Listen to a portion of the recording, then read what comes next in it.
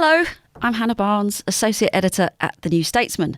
Joining me in the studio, I have our political correspondent, Freddie Hayward, and Rachel Cunliffe, our Associate Political Editor. This is an episode we like to call You Ask Us. We've been digging around in our virtual mailbag and have brought a couple of your questions to discuss. Here's the first one from Lizzie, who says, why do journalists not ask how you're going to pay for it when it comes to defence spending? Why is Keir Starmer's defence spending target covered so differently to planned green spending? Who wants to kick us off on that? Rachel? Well, I think the first thing to say is that journalists do ask how you're going to pay for it when it comes to defence spending. Rishi Sunak's headline promised to spend 2.5% of GDP on defence. Earlier this week, he said that was going to be an additional £75 billion worth of funding. And it was very impressive sounding number, but lots of questions asked. Firstly, is it actually 75 billion as an extra? And the answer is not really, depending on how you count it. Billion. Yeah, so it's 75. You get to the 75 figure only if you assume that the spending would stay the same in cash terms over the next 6 years, and that would mean Britain not meeting its NATO commitment to spend at least 2% of GDP on defence. So if you look at what we were projected to spend anyway, it's 20 billion rather than 75 billion. It's still like a lot of money. But then lots of journalists have been asking, how are you going to pay for it, and how is it fully funded as the government says it is? And the answer seems to be diverting some money from research and development, and also cutting 70,000 civil servants. So we're back to Whitehall efficiency savings. So we have been asking, but it is, I think there is a tone difference in how this has been covered and responded to and the discussion around it versus the 28 billion green investment pledge. And I think there are a couple of reasons why that might be, but I will let Freddie get in with his thoughts first.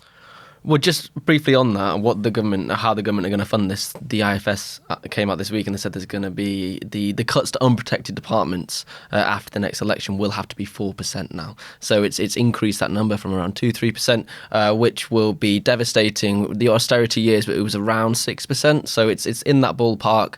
And also we've already been through austerity, so there's less to strip back. So that's just on the how they're going to spend it. On the broader question of why do we talk about it in a different way? Well, I think there are a few reasons. First of all, it's national security, so that gives parties a little bit of leeway just to say that we have to spend on it because that's the most important job of a government. I also think because there's consensus between the two parties, that takes off some of the pressure because you haven't got each party going for the other one. Both now have said they want to reach that 2.5%. But Labour have been a bit more cautious, haven't they? Yeah, they have. They haven't got a deadline on it. They've not said by 2030. They've said as resources allow is their phrase, which essentially means in accordance with their fiscal rules. Which was Rishi Sunak's plan as well, when resources allow, and now suddenly we've got this 2030. Yeah, it's just date. an ambition. Yeah. So everything that they say, I mean, they can announce whatever they want. They can announce, the trip to the moon. As long as it abides by their fiscal rules, it's not going to happen. So that's the overarching policy framework through which everything works.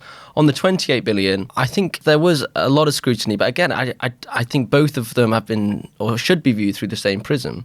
And I think that they are. And in reality, the fiscal rules apply to everything that the government spends and gets in. So it doesn't really matter. I mean, there is a tonal difference. Perhaps the question is alluding to, the high cost of renewing Trident now, which doesn't get the same amount of traction. It was interesting, George Robertson, the former Labour Defence Secretary and NATO General Secretary, said earlier this week that the key thing that Vladimir Putin will be looking at is not how many tanks do we have or how many soldiers. It will be that deterrent. So I think there is this consensus again within the political establishment that you have to maintain the deterrent. Therefore, we'll spend whatever we need to spend on it. I think you're right, Rachel, that there has been a lot of questioning from journalists about how the Conservatives would meet this pledge. But call me a cynic. Do you think that any perception that there hasn't been is perhaps because no one believes they're going to be the next government? Yeah, and I think there was some commentary at the time that this is another example of Jeremy Hunt laying a trap for Labour, saying, are you going to match this commitment? If you don't, well, you're soft on security, spectre of Jeremy Corbyn, etc., etc. And if you do match it, then Labour's got a problem when they come into office and how they're going to pay for it. But I think there are two reasons why it's been covered differently. One, as Freddie said, defence and security is treated differently. Like if you compare numbers on Trident with numbers around, say, HS2, we kind of accept one as, yeah, it's expensive, but, you know, what you're going to do, you have to. And the other one becomes this like massive political issue of can we afford this? And that's because there's a consensus in Westminster that we need strong security and strong defence. But the other reason, I think, is simply because Rishi Sunak is Prime Minister and therefore can say, we have costed it, we're going to get rid of X many civil servants.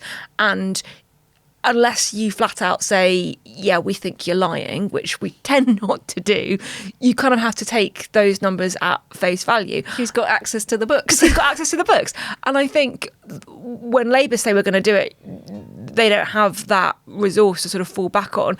But when if Keir Starmer is Prime Minister and suddenly goes, we're going to spend this amount and we're going to find it in Whitehall efficiency savings or by cutting civil servants or whatever, he will have that advantage as well. And the papers will kind of have to say, he's going to do this, how's he going to pay for it? Well, you know, he's the Prime Minister, Rachel Rees is the Chancellor, they're going to figure it out. So I think it is an advantage that you get from being in government.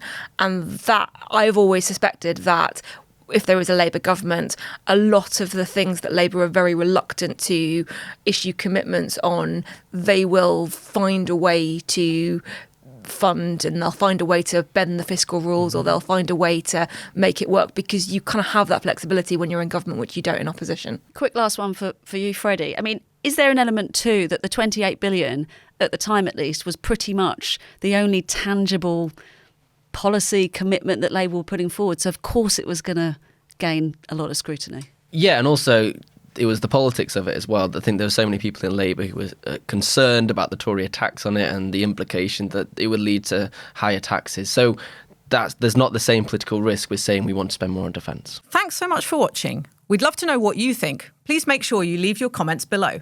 And if you enjoyed watching this podcast, you can watch more of our videos on our YouTube channel. And don't forget to like and subscribe.